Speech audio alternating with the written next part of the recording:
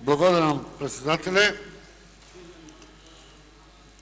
Колега Даскаловски, кога збориме за буџетот, ВМРО ДПМНЕ и коалицијата како буџет да креира, дали тој е добар и разборен за граѓаните на Република Македонија, дали е 3 милиарди 5-2 за вас како опозиција е неприфатлив и не го признавате, само навреда, плукање и така натаму.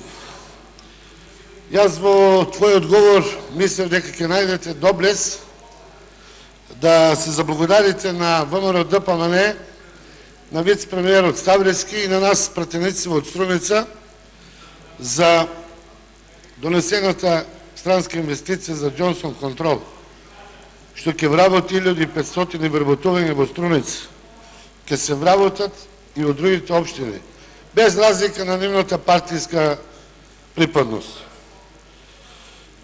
Оти многу пати изборевте и излегувавте дека додека господинот Заев е во Струмица градоначалник, владата на ВМРО ДПМНЕ не носи инвестиции во Струмица, а ме еве донесе.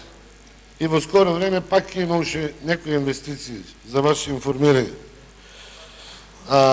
Сакам да ве подсетам, додека бевте на власт, малку од малку да градевте, ние тоа што го градиме сега, за овие 10 години се што направивме, ќе влепме, знаеш каде сега? Ала Дубај. Кажувате за малите и средните предпријатија. Јас жалам, значи, вие не сте го пратиле ВМРО ДПМНЕ од почетокот.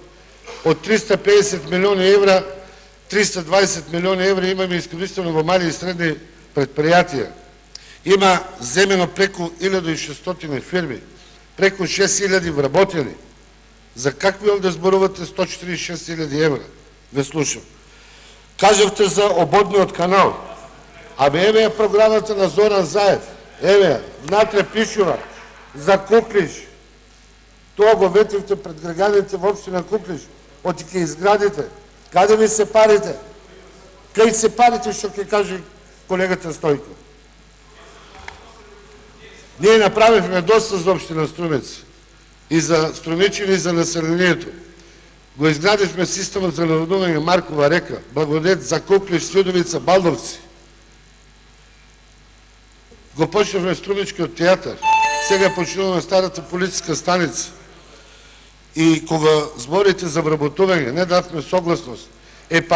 Која запосли керката на глумецот Бенинов, вашиот советник од СДС? Сега влезе глумеца во театарот. Ако беше тој, ВМРО немаше да ја пушти. Благодарам. Немојте тука да небулоза само да давате.